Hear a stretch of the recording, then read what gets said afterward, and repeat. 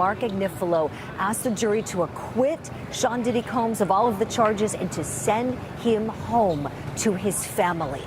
And with that, you know, there are listening rooms because the main courtroom is packed. That's where I was this morning. And then there are these overflow rooms. There are multiple overflow rooms packed full of people from the public, from the media. So many people converging on New York City because of this trial. And in one of the rooms, I can confirm to you that when Mark Agnifilo finished, the room erupted in cheer. The accusations against him were withdrawn by the prosecutors, and rumors have it that he may be leaving the courtroom in the next few days. So it appears that this entire trial was a giant joke meant to show us how much he loved baby oil and nothing else. Jaguar Wright claims that Diddy refrained from taking the stand because he intended to name-drop other influential figures in the business. The case is currently being dismantled because they don't want him to do that. There was no assault on the industry in this case. Diddy would simply return home as the vile carp he is after going through this humiliating rite. Unfortunately, they knew full well that they had no intention of actually locking up the diddler, so they dragged Cassie by dragging her pregnant tail to the stand. In his indictment, he was charged with being the leader of a criminal organization that engaged in or attempted to engage in narcotics offenses, kidnapping, arson, bribery, trafficking, forced labor, interstate transportation for prostitution, and obstruction of justice. According to reports, Diddy would organize and record the freakouts and utilize compulsion, threats, and force to compel the ladies to interact with male employees, making scores of videos. These weird freak-off incidents could go on for days, and Diddy and his victims would frequently get intravenous fluids to help them recover from the strain and abuse sought as collateral. He also used explicit recordings to guarantee the woman's continuing silence and compliance. In order to control his victims, he also promised them jobs, gave and threatened to withhold money, dictated their appearance, kept tabs on their medical records, and controlled their residences.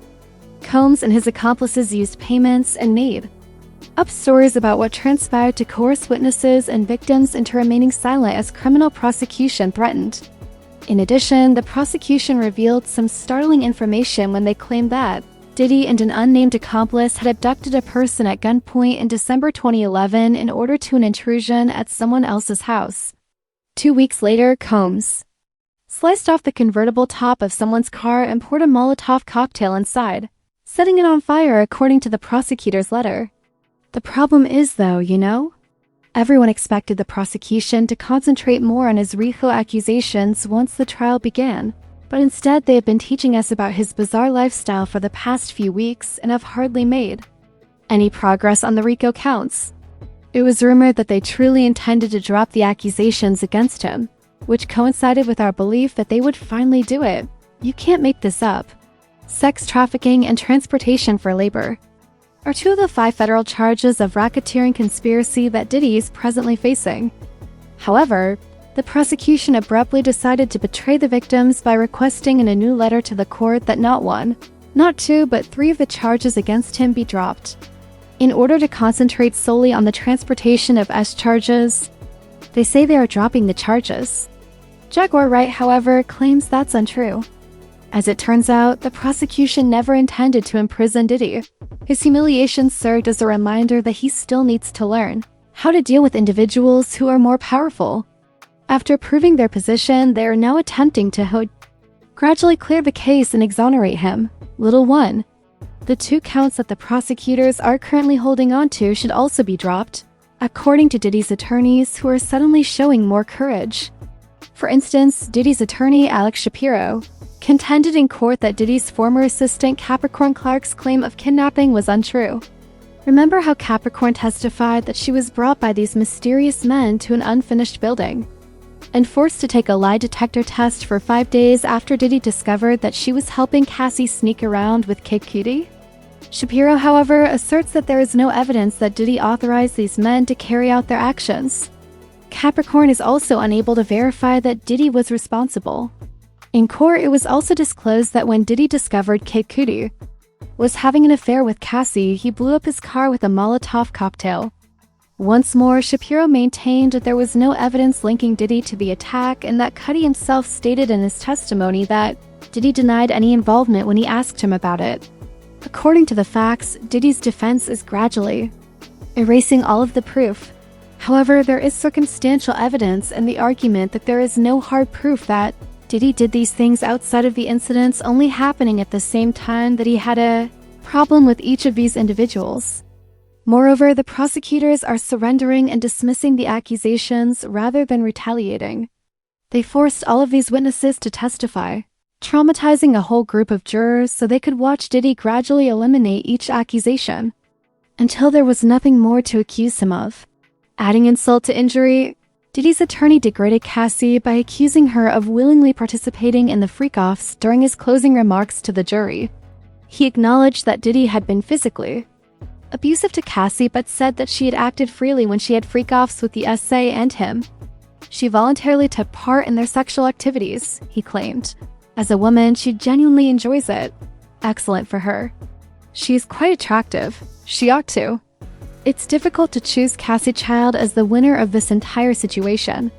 After what we know, it's absurd that he can still say this. Jaguar Wright, of course, saw this and blasted the prosecution for squandering everyone's time. On the first day of Diddy's trial, Jaguar was actually there and was certain that he would be sent to jail.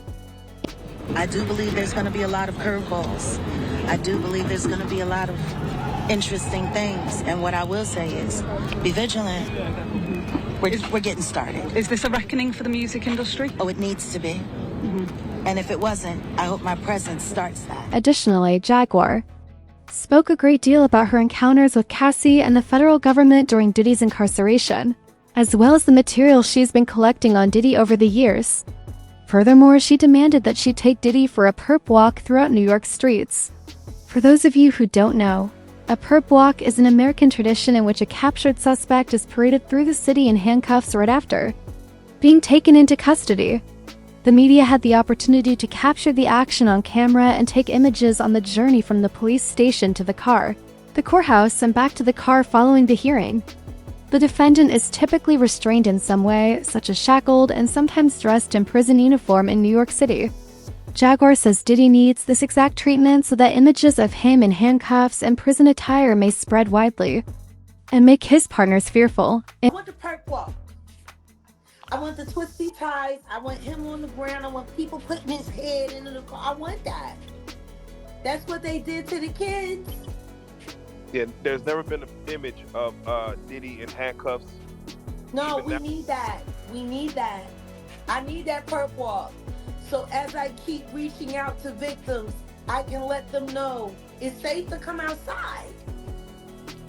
That's all I want. The only thing that's going to make any of this hoopla worth it is if he does a perp walk, if he gets put into a car, if he is treated like the criminal that he is on camera. See, they got all of these images leading up to the secret arrest of him having a good time and doing all of that. But when is he going to start having a bad time? I want his passport surrendered, and I want a perp walk. I want to see him look as humiliated as he should look after what he put those boys through. People, as usual, had their own opinions. I don't think they were ever really looking to lock him up, said one person.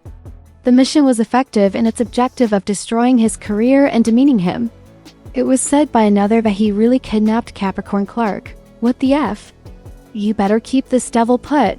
Now, however, I want to know what you think. What are your thoughts on the dismissal of Diddy's charges? Are you all of the opinion that this is the first step taken by the prosecution to clear him? In the comments section below, kindly express your thoughts. Please click here to view this other explicit video.